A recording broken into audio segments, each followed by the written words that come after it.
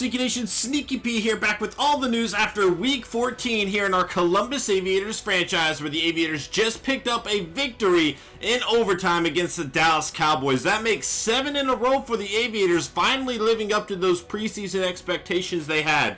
They came into the season really thinking that they were going to be one of the big teams to beat, and injuries and a slow start to the season really kind of made us doubt that early on. Lately, they have really been putting together some good victories. Now, a fair amount of luck has gone into these victories. We've kind of had the ball bounce our way on a few occasions now, leading to victories. That's definitely something we need to work on. We need to make sure that we are proving that we are the better team each and every Sunday out there on the field. But so far, we have very little to complain about, sitting at 10-3 on the season. Next up, we have the 3-10 Buffalo Bills. Definitely not one of the better teams we faced based on that. We'll look at their lineup here in a second. Let's go ahead and get to some scouting here. And again, the big issue with our team right now is defense. You know, we have Tyrone Stevens absolutely locking some players down. However, outside of him, I'm really not seeing a whole lot in terms of good coverage. You know, Roby makes some big plays sometimes, but when it comes to coverage, he hasn't been outstanding. Look at this guy, beat catching. That is rare to find in a cornerback here. That's definitely a guy we're going to have to keep an eye on. CJ Cole, interesting player. Obviously, he doesn't fit our defense. Not a whole lot of players fit that 3-4 scheme, unfortunately. I wish they would fix that a little bit. And I really dislike how players can only really play in that one scheme. Otherwise, they are just a lot worse of a player. It's like, come on, man. That's not how that works, but it is what it is. Let's see. Just go through scouting some players. I mean, I feel pretty comfortable with the majority of the guys that we got on defense. I think that's part of the issue, but they're just not playing as well as I need them to play. So we're just going to have to kind of keep an eye out, see if we can find another lockdown man coverage guy, or maybe some of the guys that we have now can develop into that kind of player.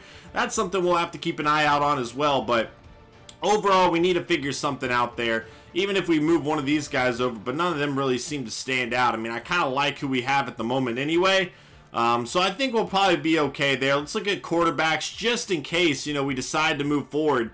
With Mariota getting injured a lot, you know, he's been a little more inconsistent this season. Obviously, he's still getting the job done. I don't see anybody there worth scouting unless we see something that stands out to us in the combine, though, so we might be okay there. Just kind of continuing to scout forward here a little bit, see if we can find another Devin Golden. That would be ideal. This guy seems pretty interesting for a 7th round talent. If this guy has a good combine, definitely might be worth a 7th round pick. We'll have to keep an eye on him further. Wide receivers, you know, Dorial Green-Beckham's really starting to come out as a better player lately, the player that we've needed him to be. So another guy worth keeping an eye on. You know, if we want to move forward with him or not, definitely something that we do have to consider. So let's go ahead and check out the standings from around the league. We'll also look at the stats really quick, see what the weekly awards from last week were. Here we go. We'll check out the MVP as well. Matt Ryan, 30 of 43, 374 yards, 4 passing touchdowns for him. Eric Reed on the Bears with 11 tackles and an interception. Briggs for the Steelers, 10 tackles, an interception, and a touchdown. And Nate Keller for the Patriots, 27 of 41, 377 yards, 5 passing touchdowns for him. Monster performance, replacing Tom Brady again. We'll look at yearly awards, kind of see this MVP race. Russell Wilson, number 1. Josh Broussard, number 2. Tannehill, 3. Andrew Luck, 4. Andy Dalton, 5. Teddy Bridgewater coming in at 6. Cam Newton at 7. Nate Keller, 8. Ben Roethlisberger, 9. And Max Austin going to be number 10 on this list. Let's go ahead and check out the playoff races. We got 3 weeks left in the regular season, and a lot could change, but it's really getting down to the wire now. We're going to need to see which teams are there competing, and the Aviators have taken over the #1 record in the NFL. Again, 7 straight wins, definitely helping out with that. Our offense does a great job of putting points up on the board, but our defense has to start locking it down. That has to change if this team is going to go anywhere in the playoffs. Let's go ahead and check out the AFC South. Or not the AFC South, just the AFC altogether. So we are winning the AFC South. The Patriots currently winning the East. Well, they're tied, actually, with the Dolphins. It looks like the Patriots currently have a tiebreaker, which means the Dolphins are sitting in wild card spot number 1. And unless they have a complete meltdown, it looks like they will probably be gaining at least a wild card spot here. The Broncos coming in the AFC West. So both the Patriots and Broncos rebounding well with the loss of Manning and Brady. The Browns in the AFC North here, but that one's got to be a pretty close race, I would imagine. The Bengals are there as well. So interesting playoff picture. You got the South, East, the West, and the North, with the Dolphins getting one wild card spot. And right now, the Texans are actually sitting there with another wild card spot. Now, one of our games is going to be against them. It'll be interesting to see how that plays out because they are definitely still fighting for a spot. In the NFC, you got the Seahawks winning the West, the Eagles winning the East, the Niners sitting there with a wild card spot right now, one game behind the Seahawks, the Panthers winning the South, and the Bears winning the North, which means the the Packers and Bears are actually tied, so they're going to be fighting for that last spot as well. But the other one right now is currently in position for the wild card. The Vikings sitting there as well. I mean, that division, look at that. They are really battling it out down to these final few weeks here. Going to be interesting to kind of see how that plays out for them. But overall, they're looking pretty solid. Interesting few weeks that we have ahead of us for sure in terms of how this is going to shake out. Our last 3 games are all on the road. The Bills, the Texans, and the Jets. We know the Texans are currently fighting for a playoff spot. Now, that's weird. Did they appear above the Colts over there, but not in our division? Why would that be? Maybe I just... That's kind of weird. If you're looking at our standings, I don't know why that would be. Very interesting to see that, though. Who knows? But then, so it's going to be an interesting final few games here. All on the road. Definitely not what we'd like to have. But our team's been playing well so far. I can't really complain about the effort that we've gotten from them lately. Let's go ahead and check out the depth chart for the Bills, see what we got coming up next. And they're going to be right down here. And Zachary Coleman, a second-year pro, is going to get the start here. Matthew Stafford out with an injury. So, you know, once again, we find ourselves going up against a backup quarterback. That's happened a few times this season. Again, we've had our fair share of luck, and that seems to be continuing. Osage Gordon, a third-year pro out of USC, going to be the running back with Bobby Rainey behind him. Jerome Felton at fullback.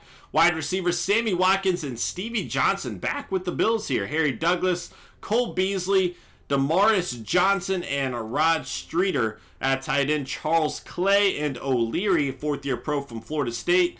Cordy Glenn going to be a left tackle. John Miller, left guard, going across this offensive line here. Seems a little average, to be honest. Nothing standing out a whole lot outside of Cordy Glenn there. Trent Murphy at left end. Jerry Hughes going to be at right end here. At defensive tackle, Quentin Dial coming over. C.J. Gayton. Antoine Martin, an 83 overall right outside linebacker, playing at left outside linebacker, but a rookie out of Pittsburgh, 6'3". I mean, this guy's got some good size, good tackling, decent hip power, nothing that stands out there. 87 speed, though. I mean, this guy looks like a great player here. And a good pickup for the Bills. You know, they are clearly lacking talent across the board right now. But having a player like that, you know, that's a good piece to build around for this defense. They have Gilmore over there capable of getting interceptions, as is Tim Jennings. Kawan Williams there. Bethel and Darby rounding out that crew. Brock Vereen going to be at free safety for him. And then Cam Chancellor, a really nice pickup for their defense. I'm kind of shocked he would sign over here. You know, the rest of their defense kind of lacks talent outside of him and that rookie linebacker. But nonetheless, a pretty solid pickup for them. We're definitely going to have to watch out for him. He could definitely lay some big hits on our guys and force some fumbles. Overall, not one of the better teams we've played this season. That's probably a big reason why their record sits where it does right now. We could check out the injury report for him as well. I know Stafford's out. And then Eduardo Ivory's still out for us for 6 more weeks. He is going to be missing what looks to be the remainder of the season. And, like, when I say that, I mean the entire year. Marcel Darius is out, so that's a big blow. McCoy's out as well. I did miss those two scrolling through. So, I mean, they have just been bitten by the injury bug. I don't know that either of these guys really turned their season around, but it most certainly would help them out. Especially with all 3 out, it makes sense why they are hurting. They put McCoy on the IR, even though I guess they're not going for a playoff spot at this point anyway, so that would make sense. Interesting decisions from them. But it is what it is. You know, they've been bit by the injury bug. It certainly happened to us as well as other teams around the league. And it looks like we might have a victory here. Obviously, any given Sunday, we've said this before against teams we thought we should beat and lost. Hopefully that's not the case this time, guys. Thank y'all so much for watching this episode. I hope you enjoyed. And I will see you guys in Week 15 as we take on the Buffalo Bills. Later.